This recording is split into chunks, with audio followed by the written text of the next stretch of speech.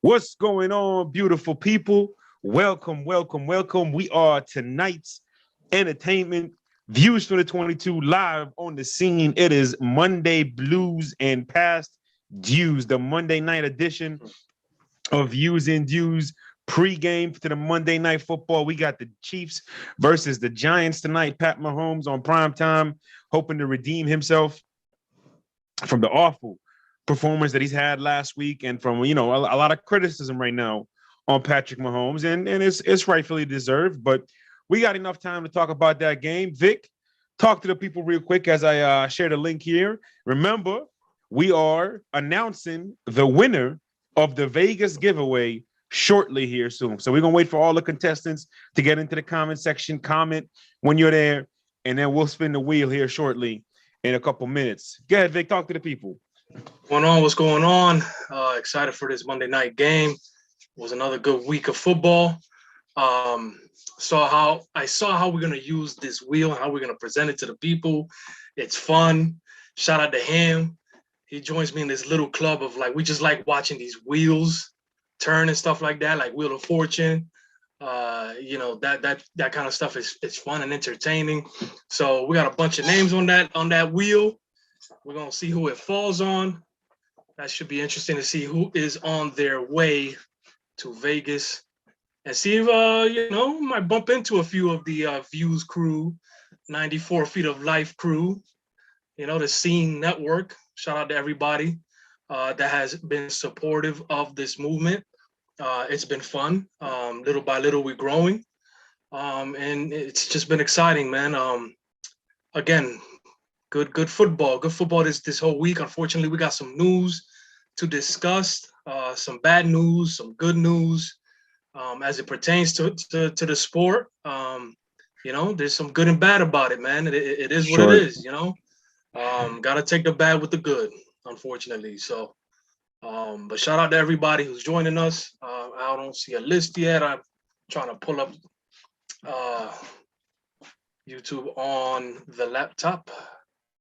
But a shout out to everybody. I'm pretty sure we got everybody who gets our notifications jumping in as we speak.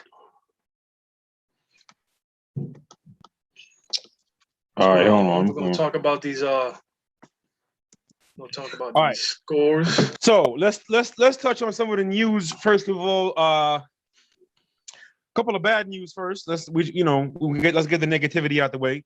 Jameis Winston, worst fears have been confirmed. He is out for the rest of the year with a torn ACL and a torn MCL, I believe, as well. Very unfortunate. We've been talking about the Saints the last couple of weeks as a team who just seems to have a little more unity this year for one reason or another. Again, not saying Drew Brees was a problem, but just perhaps that he wasn't the solution, more to say. Just seems like this locker room really rallied around the presence and leadership of Jameis Winston. I think if you go back to his history, no matter what team he was on, be it FSU, be it Tampa Bay, be it New Orleans, he is a beloved member in any locker room, and it's for a reason.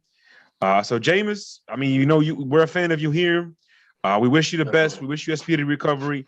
And if next year it is not with the Saints, we do hope that you find a starting role somewhere. It should be with the Saints. I think you've earned the right to be the starting quarterback moving forward. But, certainly just sad news there. So, Vic, just real quick reaction to the Jameis news. Yeah, I mean, it's tough. I mean, I believe he's a top 32 player in this league.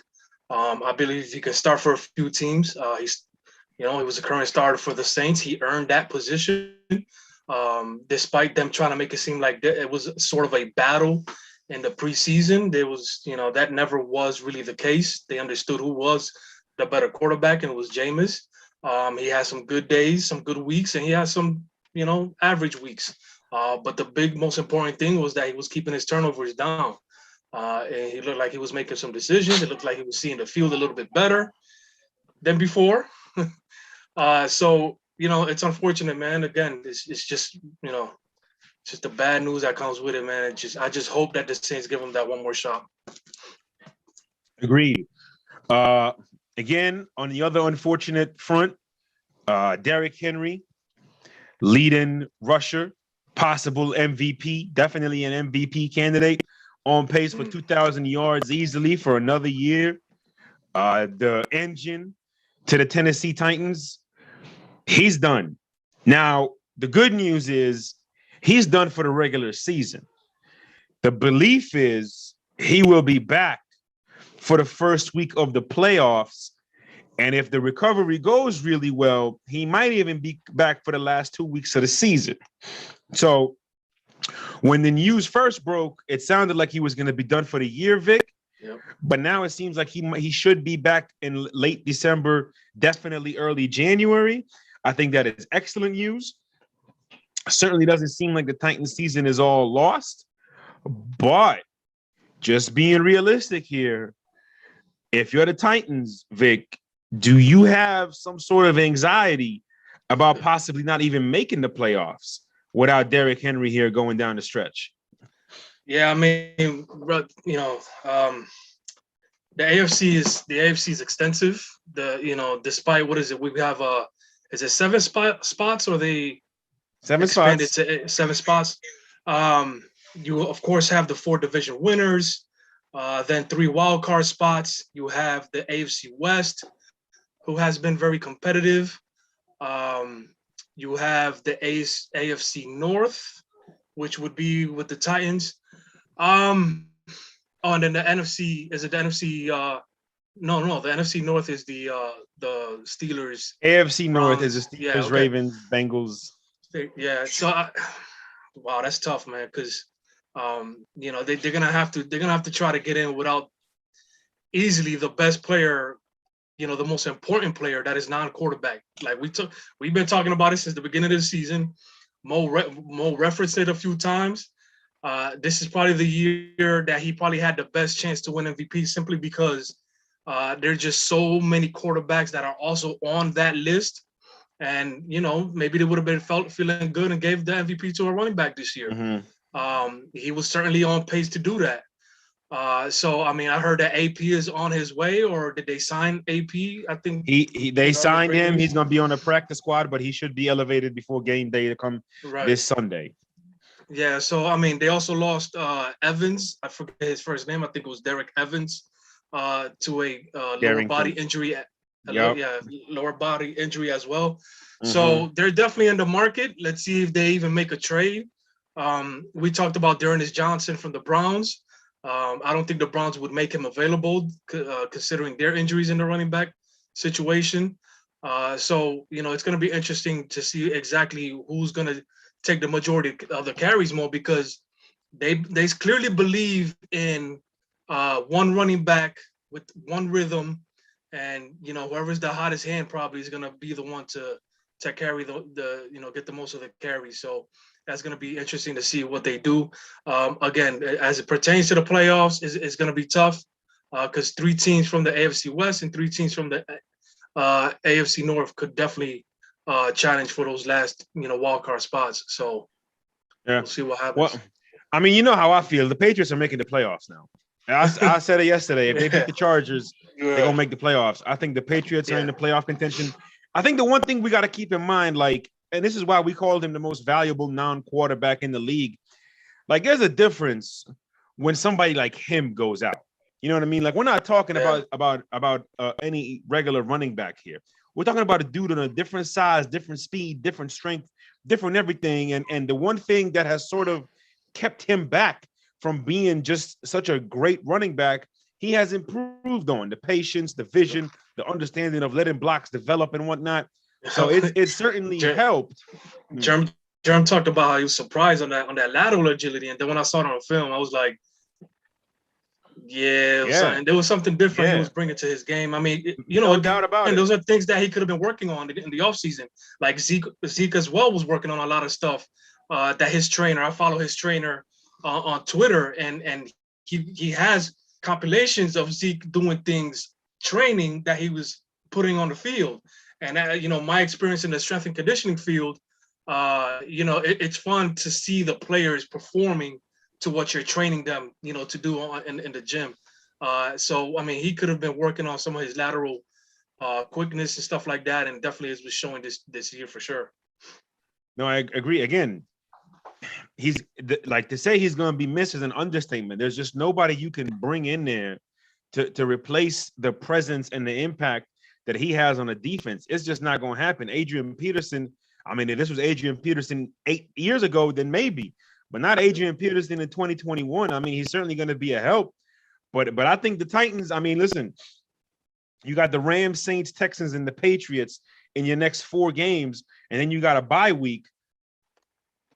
I mean, they caught a break being that Jameis Winston is not there, but, you know, and we're going to go back to the Saints here a little bit before we get into some other stuff. But I just think that I really think the Saints are in some major, I mean, not the Saints, the Titans are going to stumble into the playoffs. Right. The thing is, you know, they give you the timetable of 6 to 10 weeks with some of these lower body injuries. And it's like, man, like, you know, what is more important, you know, this season or his long-term outlook? Now, again, running back, you know, unfortunately, running backs don't last long. If you were to Google, okay, I invite everybody to Google. If you were to Google the best running backs to ever play this game, a lot of them, you know, their prime years were 3, maybe 4 years. Now you have LT, who was forever. You have Emmett, who lasted forever. You know, but those are rare cases. A lot of these guys, Larry Johnson comes to mind. Sean Alexander comes to mind. Curtis Martin comes to mind. They probably had 3 or 4 prime solid years of good running, you know, football. And I mean, this dude, what was it? I think he had 219 carries already, Mo. That's not even counting receptions. And that's an average of 28 carries a game. So, you know, it's a tough thing, man. You know, like with the Cowboys, they got Pollard and Zeke. You know, with the Browns, you got Chubb and Hunt. You know, when do you balance out, you know, how many carries these guys are when you're pushing them too hard? Agreed. You know, it's a tough thing to decide, man. But you know, we see what the impact does over time on their feet and their knees and stuff like that. Sure. So go back to the Saints real quick before we recap Sunday, and then after the recap, we will announce the winners of the Vegas giveaway. So make sure you sharing the link. Make sure you tagging people. Make sure you in the comment section because we are going to be announcing the winner in about 10 minutes here. Vic, before we move on, the Saints, I want to ask you a very pivotal question here. If you're Sean Payton, are you rolling with Taysom Hill, Trevor Siemian, Marcus Mariota, or bringing in somebody else? And if so, who? Well, Taysom Hill was not available. I don't know exactly what his injury situation is. I mean, he probably will be ready by next week. No doubt. I think that, you know, they made a decision to bring Marcus in. I think they might be done there. That's just a wild guess. Once they bring somebody in that, you know, as fast as they did, I think that kind of means that that's what, you know, their plan was. They probably talked about it all last night as soon as the injury happened, and quickly made the decision. So Marcus might be the guy, but I think Trevor Siemian, I think he plays solid. I think he has some solid moments in that game. He kept them in the game. The defense, you know, Brady was throwing some picks there where the defense all of a sudden got this massive confidence in which they, you know, the Bucs just could not get anything going towards the end of that game. So, you know, I'm giving it to Trevor, bro. I think that he's a more stable quarterback than Taysom Hill. Now, of course, you're gonna mix in Taysom and some of the plays that you have for him, but I think that Trevor Siemian. You know, I've never been a big fan of Marcus, you know, in his Titan days. So, sure, you know, I'm cool with Trevor. Let Trevor, you know, do what he got to do and see what happens for the rest of the season. I mean, they are in second place in that division, so they're not out of it. No, they're definitely. I mean, they're right in the mix for that wild card spot, no doubt about it. I think you move forward with Trevor Siemian, and you keep Taysom Hill in the role that he's in, and maybe you even implement Marcus Mariota a little bit. I think Sean Payton is going to get really outside the box while trying to stick to the framework of that offense, and I think that defense is going to carry them to a lot of big wins. It's a down solid the stretch. It is a very, very solid defense. And remember one thing, the most important thing about the Saints, they lack nowhere when it comes to beef, not in size and not in speed. That is a solid unit on both sides of the football. Probably the best in the league on the offensive side when it comes to continuity and consistency, especially. So I don't think the Saints are so much in any major trouble in terms of like where they'll end up at the end of the year. But I do think the Titans, they're going to be holding on for dear life here over the next 10 weeks of the season. Now, a key pickup that the Saints did do was that Mark Ingram pickup before this game. Agreed. So, again, we talk about the running backs and trying to, extend their lifespan. He had a solid football game yesterday. Mixing them in with Kamara, so that's going to help them at least. They might have to emphasize the run a little bit more than Sean would like to, because he's, let's be honest, he's the type of guy that wants to see the ball, flying in the air, like a lot of these coaches do anyway. But he's going to be able to mix in a little bit of Mark Ingram with Kamara and try to extend their lifespan throughout the season and stuff like that. No doubt. All right, last thing real quick. Von Miller traded to the Los Angeles Rams. Yes, the Los Angeles Rams. Yes, the Los Angeles Rams with Aaron Donald. Yes, the Los Angeles Rams with Jalen Ramsey. So the three best defensive players in the world, 3 out of the top 5 at least, are now on the same team. What does that mean? Better keep your head on a swivel. If you're the opposing team's quarterback, only a few people understand that reference, and we're going to leave it at that. If you don't get it, then you just wasn't there, Chief. Jay Ham gets it, though. Shout out to my brother. But I think, listen, real simple. I don't want to spend too much time on this because we're kind of lacking behind in terms of the time. But this is a major move.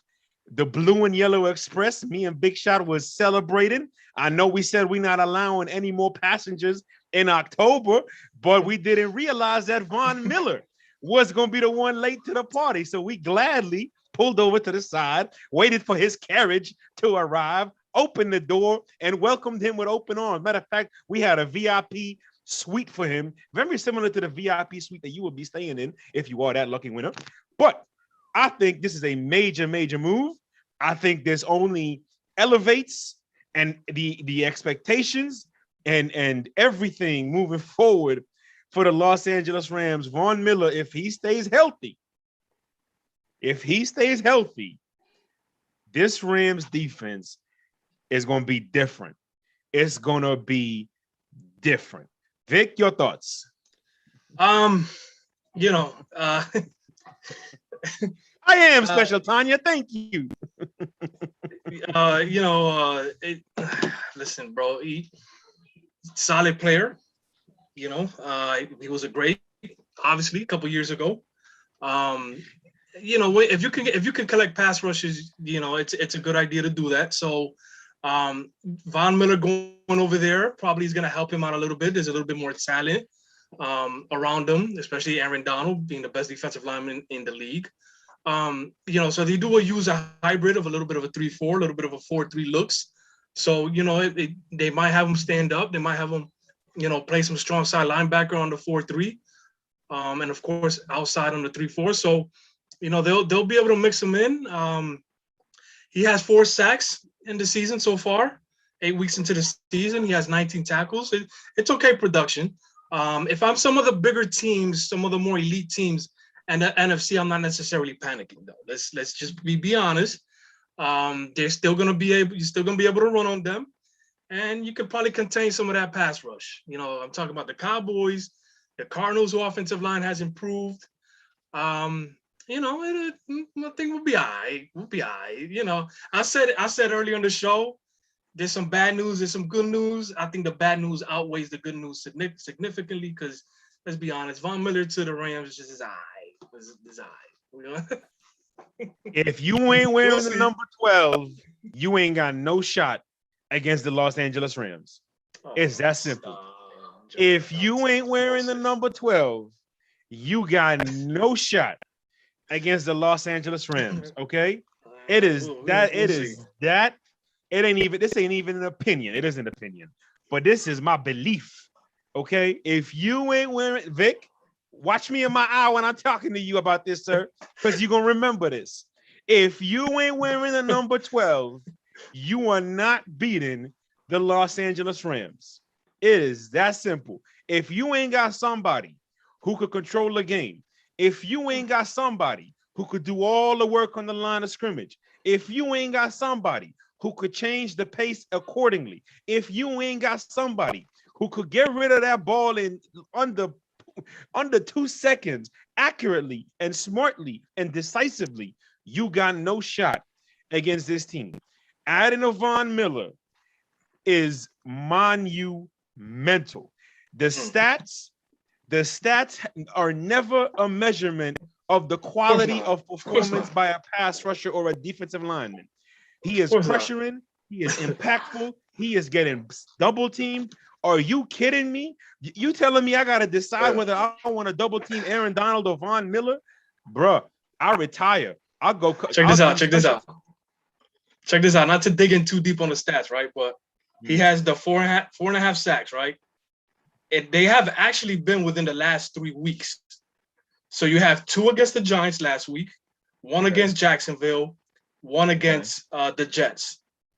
I mean, those 3 happen to be kind of the worst lines in the league, you know. But then when you see Baltimore, Pitt, Vegas, Cleveland, all of a sudden he can't get a sack. Vic, it's not like you are adding him to an already made defense. Of course. Forget what he's been the last few years, the last few weeks. If he's healthy, bruh, this shit is gonna be scary. But shout out to everybody in the comments. April in there, Dion in there, the first lady in there, Christian in there talking about my Starbucks. They better leave my Starbucks alone, Christian. KG in there, Jorge in there. Who's who? Who is what was it? What did I see here that they talked about the 88 jersey in the back? Yeah, I don't know who that is. The Bear of Texas. I thought it was gonna be Jerry, but I'm going to. I don't know who that is. A guess. I was gonna guess Verdell, but I don't know about that picture that he has there. Bear of Texas, identify yourself. Yeah, state your name, cousin. Shout out to Draft Utopia, Chris Ransom in the building. All right, Vic, let's fly through these and then we'll do the winner. Yeah. So we're gonna fly through the Sunday recap. We promise you. We're gonna spin the wheel, announce the winner, and then do a little pregame. We'll be out of here by 8:05-ish, 8:10-ish, the most. All right. Titans versus Colts, 34-31. Titans won that game. Simply put, man, Carson Wentz lost that game. He played a great game. He's certainly been playing much better this year. The Colts, I still think, will have a shot at the playoffs, but he just made 2 just dagger mistakes in the end with that interception 6 out of his own end zone, and then the interception later on in overtime. I mean, listen, whatever. Vic, your thoughts? I didn't get to that game yet, to be honest. I just saw a little bit of the highlights. At first, it looked like, with Jonathan Taylor, they were dominating the game. But again, I mean, some of these teams just got to run the ball better, bro. That's all. Not run the ball better, put more emphasis in running the football. On running the ball, short. Steelers at the Browns. Steelers won that game 15-10. That game turned out to be everything we thought it would be. The Steelers defense was all over Baker Mayfield, but simply put, man, the Browns just got in too many long down situations, and they are not built to continuously overcome those things. And the Steelers are not the team that you want to continuously be in long down situations. So shout out to that Pittsburgh defense, and shout out to Najee Harris. They're going to win a lot of games off the strengths of those 2 units right there. Vic?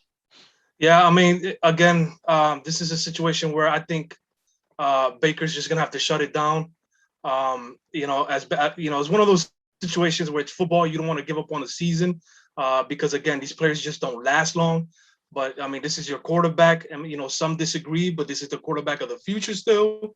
And I think Baker needs to shut it down because he seemed too uncomfortable. That pressure from T.J. Watt and those guys was just unbelievable. So, agreed. Shut it down, Baker. 49ers versus Bears. 49ers won that game 33-22. Justin Fields, shout out to you. You are entertaining to watch, and you are making the Bears fun to watch. But San Francisco, when Jimmy Garoppolo is in there and they stay on schedule, that is a hard team to go up against for 60 minutes. Vic? Yeah, I mean, again, despite some of the hate that Jimmy might get, there is some weaknesses there in his game, but he's one of those guys where you can, basically manage a football game with. He made some key throws, some key situations, and that, it was a close game for the first couple quarters and a half, but they were able to, kind of put a gap between, which should be a better football team than the Bears. Like you said, Justin Fields does look good, but they got a lot of work to do, of course. Bengals at the Jets. The Jets, man, where Mike White ended up winning that game. Shout out. No shout out. Shame, shame, shame, shame, shame, shame, shame on the Cincinnati Bengals. Absolute shame on everybody. And just we talked about this. We talked about being worried about football maturity when it comes to the Bengals, more on the coaching staff than on the players. And that was a prime example yesterday. Absolutely embarrassing, inexcusable loss for the Cincinnati Bengals. I ain't even gonna pronounce y'all name right. I ain't even gonna call y'all Tigers. Y'all pussycats right now. You better redeem yourselves before Thanksgiving.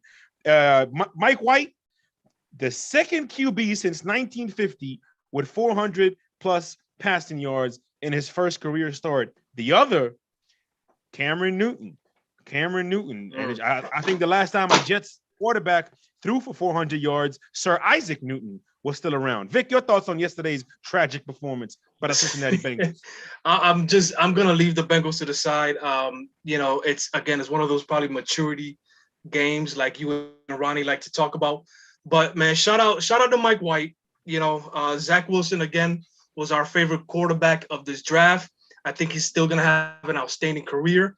But Mike White did exactly what should be done to win football games.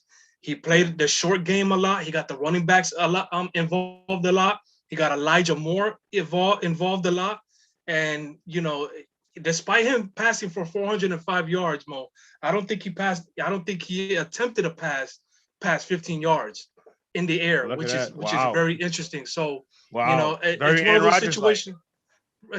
Exactly. So, it's one of those situations where, Zach has to sit back and say, I know I have the arm, I have the talent to make certain throws, but how you win in the NFL is going to be the short game. It's going to be through your running backs, and that's how the Jets were able to be a really good Bengals football team. Rams and Texans, 38-22. The Rams won that game. The Rams were up 38-0. The Texans scored 22 points in the last 7 minutes. Eagles versus the Lions. Eagles won that game 44-6. Panthers versus Falcons. The Panthers. The Panthers thugged it out. Again, yes. We talked about that defense and getting Stephon Gilmore back. And ironically enough, he's the one that clinched that game. Vic, moving forward, is there a little bit of confidence restored in the Carolina Panthers? I mean, yeah, I picked them to win that game. I thought that this was going to be, a chance for them to kickstart something, another winning streak. They started the season 3-0. They lost 4 in a row. I thought that was a big win because they let the defense, do what they do best. They ran the football and stuff like that. So, 47 times I'm getting here for 203 yards.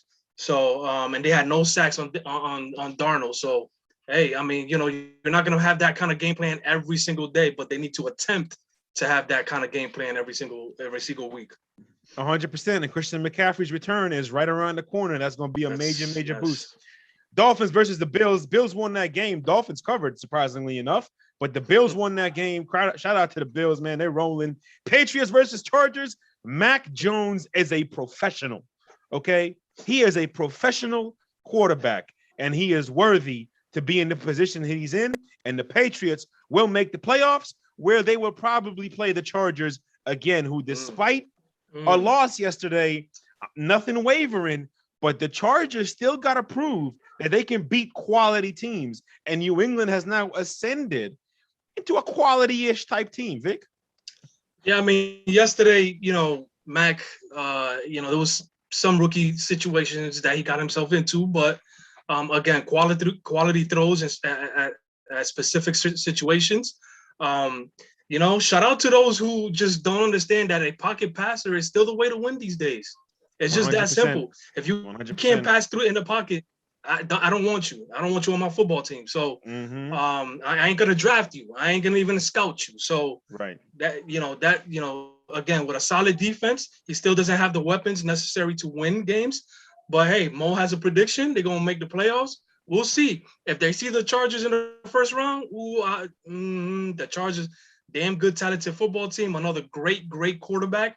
But that's a tough matchup for them because that Bill Belichick defense clearly gives Justin Herbert and the Chargers some problems. So, If Belichick has you figured out, whatever it is that he has figured out on you, it is on you to unlock that puzzle.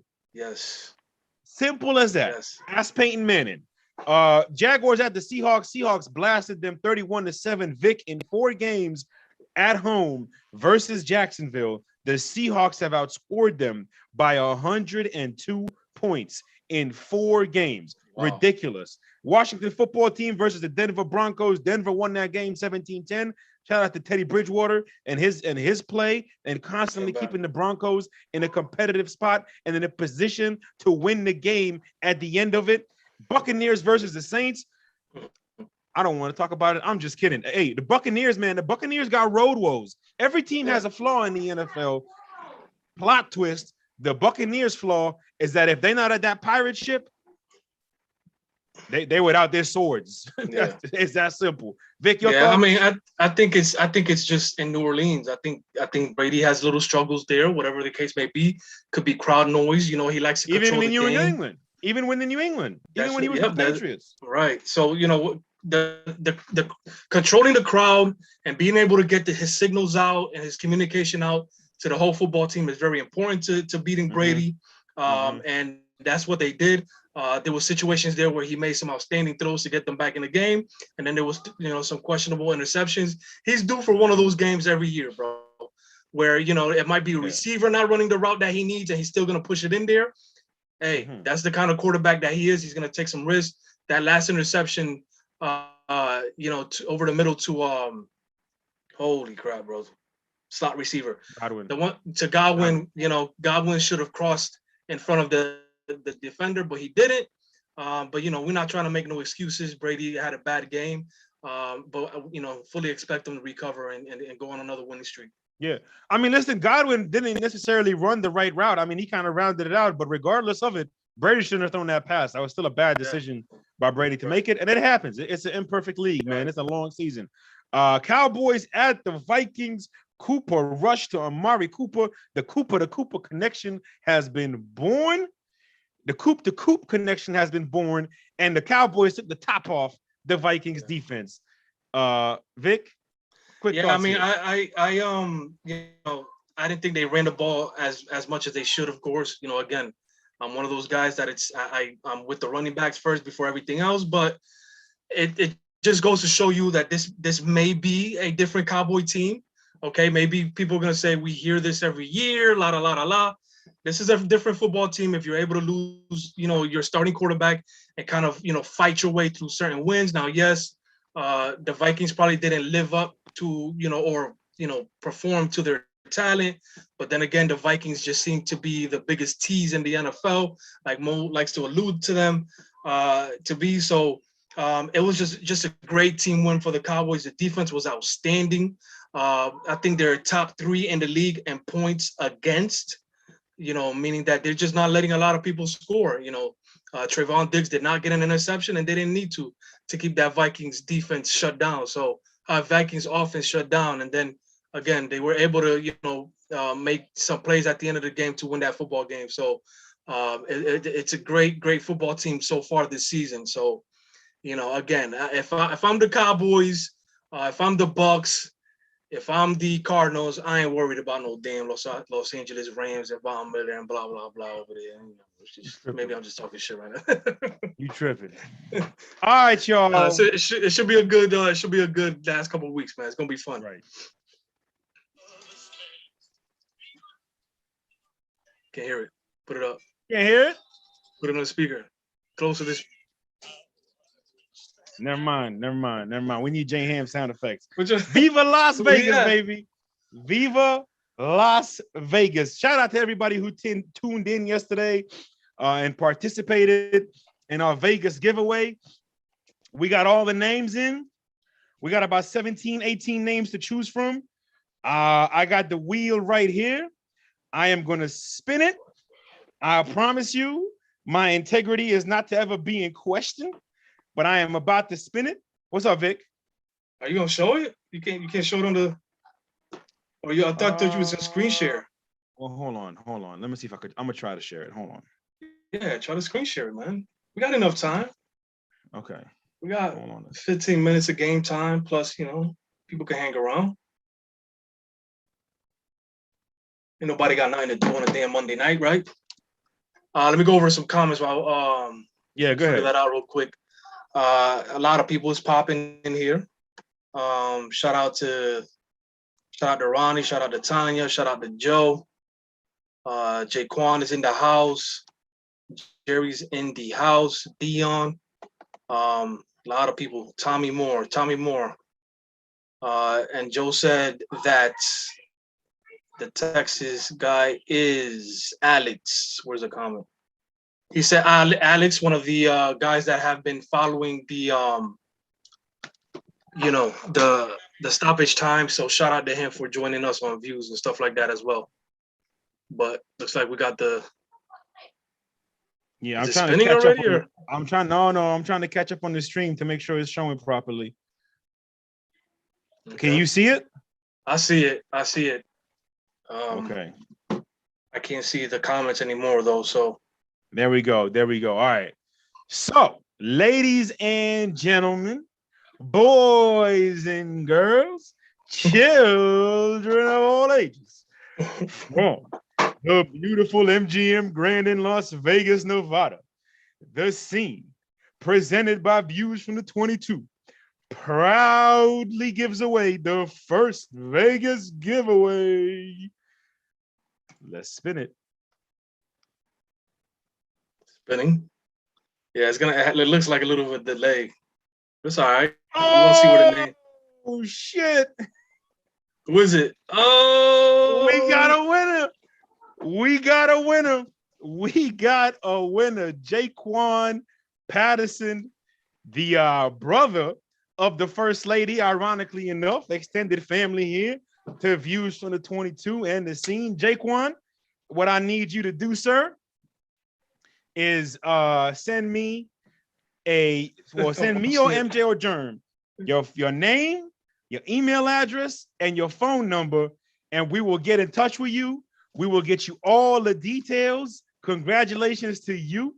Yes, he did, Tanya. Congratulations to everybody who's participated. We are going to be giving away more giveaways, more trips, maybe an iPhone, maybe a watch, maybe some shoes, maybe a jersey, maybe a trip to Miami, maybe a trip to the Virgin Islands where I will be your personal tour guide. You just never know what we're going to give away next. But make sure you are subscribed. Make sure you are liking the channels, liking the videos, sharing this on Instagram, the Twitter, the Facebook.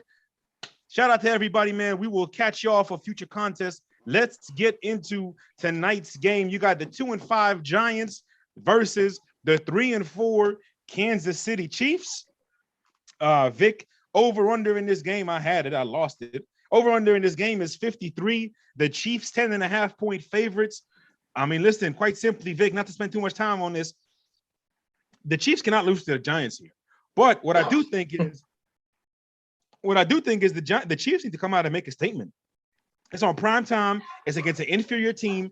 Again, I think it is time for Andy Reid to understand that what has been working will no longer keep working. Simply put, for Patrick Mahomes, we know what his flaws are. We know what he does. We know where he can go wrong.